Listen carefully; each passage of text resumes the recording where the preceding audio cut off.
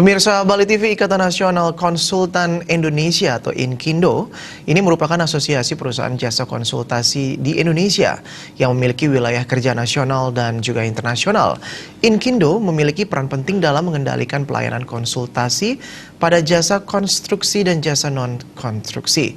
Di tengah wabah COVID-19, bagaimana dinamika bisnis anggota INKINDO dan bagaimana mereka menghadapi situasi ini? Malam hari ini kita telah terhubung dengan Ketua INKINDO Bali, Ketut Gupta.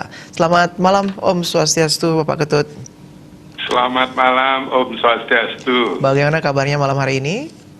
Baik, sehat. Baik, harus tetap sehat ya. Pak Ketut, ini bisa dideskripsikan sedikit ini, apa sebenarnya INKINDO dan juga berapa anggotanya di Bali, Pak? Oke, siap. Jadi INKINDO ini adalah Ikatan Nasional Konsultan Indonesia, yaitu sebuah asosiasi yang beranggotakan badan usaha, perusahaan yang bergerak di bidang jasa konstruksi dan jasa non-konstruksi. Keanggotaannya di Bali sampai saat ini tinggal 128 perusahaan. Ya, dari 128 perusahaan itu yang berkualifikasi kecil hampir 97%.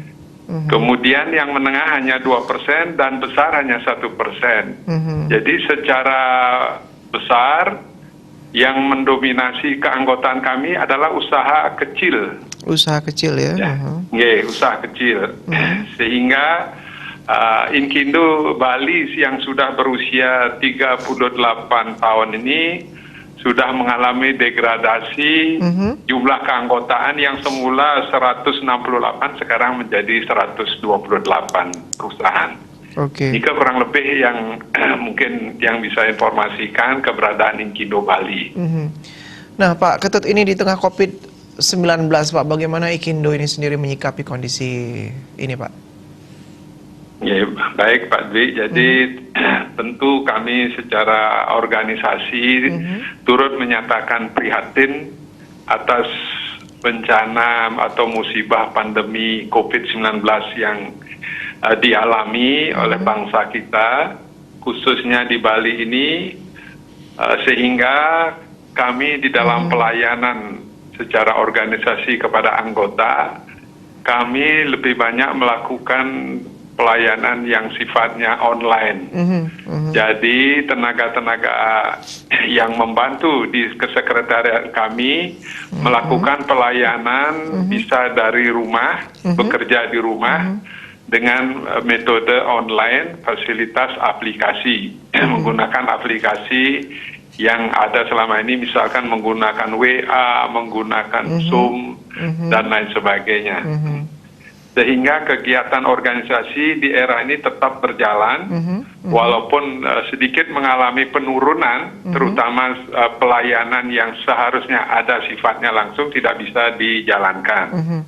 Oleh karena itu, kami selalu menghimbau kepada anggota kami untuk selalu mengikuti arahan atau instruksi pemerintah untuk bisa menjalankan fungsi tugas jasa konsultan di rumah dan juga menggunakan fasilitas-fasilitas online yang saat ini sudah banyak kita tahulah untuk bisa menjalankan bisnis usaha konsultannya. Ya, baik Pak Ketut, ini dari 128 perusahaan ini bagaimana dinamika bisnis anggota INKINDO di Bali ini sendiri Pak? Baik, dengan kondisi pandemi ini tentu jasa konsultan yang merupakan mitra kerja pemerintah di dalam pembangunan merasakan sangat terpukul dan berdampak sekali karena sebagian besar usaha kecil ini hanya mengandalkan sektor pemerintah yang hampir dominan 90%. Jadi proyek-proyek pemerintah itu anggota kami mendapatkan peluang kerja, sehingga hanya sebagian kecil 10% di sektor swasta. Tentunya juga dengan dampak pandemi ini pemerintah juga mengalami suatu evaluasi anggaran terkait untuk ada penggeseran dana-dana penanggulangan bencana COVID ini. Sehingga yang semula sudah dianggarkan untuk jasa konsultan itu sekarang sudah dipotong atau istilahnya direfocusing anggaran. Sehingga hampir kurang lebih 70-80% anggota kami cukup kelimpungan terhadap penurunan kegiatan atau anggaran yang dibiayai oleh baik APBN, APBD provinsi maupun kabupaten kota. Dan bahkan yang sudah terkontrak pun itu di dalam proses pembayaran pun itu masih ditunda karena itu terjadinya suatu penyusunan anggaran baru, mana kegiatan-kegiatan yang menjadi prioritas di dalam penanggulangan bencana COVID ini yang diutamakan, sedangkan untuk kegiatan-kegiatan di luar itu masih menjadi prioritas berikutnya. Oleh karena itu kami tentu ini menjadi sangat terpukul, terutama anggota kami, karena bagian pula kami memiliki tenaga kerja, baik tenaga ahli maupun tenaga lainnya, itu kurang lebih 1.000 orang, itu harus kami hidupi. Sehingga hal ini menjadi masalah, terutama permodalan, karena sampai saat ini kegiatan belum mendapatkan, tetapi operasional masih tetap jalan. Masih tetap berjalan, iya. Tetap berjalan. Oleh karena itu kami selalu menghimbau pada anggota untuk marilah kita sadari kondisi ini bukan hanya di kita saja, tapi sektor-sektor lain pun juga sama. Sehingga kami bisa menginform untuk selalu melakukan efisiensi, melakukan langkah-langkah yang bisa mengatasi permasalahan di dalam internal perusahaan di saat COVID ini. Selain efisiensi, ini strategi apa Pak yang ke depan yang akan dilakukan oleh anggota Ikindo Bali agar bisa tetap bertahan Pak? Tentunya di dalam strategi yang kami lakukan, Inkindo tentu sebagai kumpulan konsultan yang lebih banyak mengandalkan brand, pikiran, tentu kita tidak boleh menyerah, tidak boleh mundur, apalagi merasa down dengan kondisi ini. Tapi marilah kita gunakan pikiran kita untuk berusaha bisa mempertahankan kelangsungan perusahaan kita dengan tetap mengedepankan atau minimal kita jangan sampai merumahkan karyawan tanpa ada suatu penghasilan yang mereka terima. Itu yang menjadi himbauan kami ke anggota. Terkait yang lainnya, kami selalu juga di era COVID ini, kami secara online juga kami melakukan atau mengisi kegiatan-kegiatan kekosongan ini dengan pelatihan-pelatihan maupun sosialisasi peraturan-peraturan yang terkait dengan regulasi COVID ini, karena bagian pula ada anggota kami yang sudah dalam proses kontrak yang sudah berjalan dan menangani pekerjaan, dia juga harus mematuhi aturan-aturan di lapangan di dalam pencegahan penyebaran COVID-19 ini. Sehingga itu yang strategi kami untuk selalu kami ingatkan kepada anggota untuk mengingatkan aturan-aturan pemerintah tersebut untuk dilaksanakan, baik di kantor maupun di lapangan.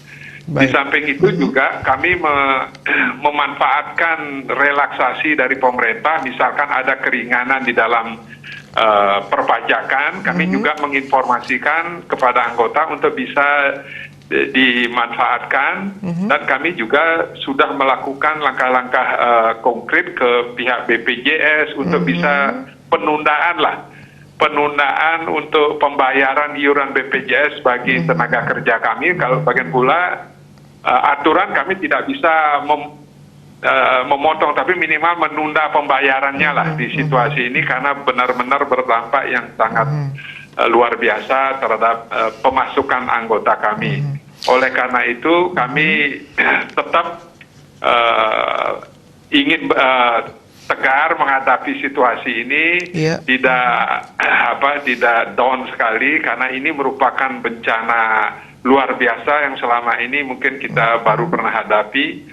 dan selalu mencari solusi yang terbaik di dalam tantangan-tantangan untuk mendapatkan peluang. Selain jasa konstruksi, non-konstruksi pun menjadi peluang baru bagi anggota kami untuk bisa diraih di dalam era COVID ini. Ya, mungkin itu, demikian. Ya, jadi itu ada beberapa kegiatan dan juga pelatihan-pelatihan yang dilakukan selama COVID-19, Bapak. Ini untuk kegiatan nyata dari Ikindo Bali, Pak, dalam mendukung upaya pemerintah untuk mencegah penyebaran COVID-19 ini seperti apa, Pak? Baik. Jadi pertama-tama tentu rasa keprihatinan ini kami juga merasa bahwa pemerintah tidak perlu kita salahkan karena ini merupakan bencana nasional. Oleh karena itu upaya-upaya yang kami coba lakukan di dalam hal ini adalah kami wujud keprihatinan tersebut. Kami sudah melakukan beberapa istilah donasi berupa alat-alat kesehatan, APD, misal baju asma, selop tangan, masker, itu ke rumah sakit Tabanan, kemudian Kelungkung, Singaraja, Bangli. Kami dengan menghimpun dana dari anggota-anggota kami untuk ikut juga meringankan beban pemerintah di dalam penanganan pasien-pasien yang terkena COVID. Kemudian dari sisi lain kami tentu menghimbau kepada anggota kami untuk selalu tetap bekerja dari rumah, ya. Kemudian gunakanlah media-media online untuk berinteraksi atau berkomunikasi baik dengan tenaga kerjanya yang ada di kantor, di lapangan, dengan aplikasi yang cukup banyak sekarang, apa WA, aplikasi atau aplikasi Zoom dan lain sebagainya. Sehingga semua kegiatan masih bisa dijalankan walaupun kita berada di rumah. Juga di dalam anggota kami yang bekerja di lapangan harus selalu mematuhi mekanisme dan protokol pencegahan COVID-19 ini dengan tetap memakai alat-alat kesehatan seperti masker atau face shield, kemudian cuci tangan dengan air mata, tetap jaga jarak, physical distance, dan lain sebagainya. Ini artinya bahwa kita tidak boleh berdiam diri saja walaupun di rumah, tetapi tetap mengedepankan mekanisme ataupun protokol pencegahan COVID. Dan yang terakhir tentu kami akan selalu mengikuti arahan pemerintah dalam pencegahan COVID ini sehingga mudah-mudahan pandemi COVID ini segera berlalu dan kami pun masih bisa eksis kembali untuk ikut membantu pemerintah karena kami pun sebagai mitra, sebagai garda terdepan menentukan arah pembangunan dari proyek-proyek pemerintah yang ada di Bali. Mungkin demikian yang bisa kami sampaikan dan sekali lagi mudah-mudahan kita semua selalu tetap sehat, tetap selalu bangkit walaupun di era yang sangat berat ini, karena apapun di sesuatu yang susah pasti ada hikmah yang kita dapatkan, sehingga itulah yang menjadi harapan kita ke depan untuk bisa bangkit kembali. Baik, terima kasih Bapak atas waktunya untuk malam hari ini dan pemirsa, demikian wawancara kami bersama Ketut Gupta. Beliau adalah Ketua Ikindo Bali. Ini terkait dengan dinamika bisnis jasa konsultan saat wabah COVID-19 dalam bisnis Bali News. Tetaplah bersama Bali TV. Salam Indonesia.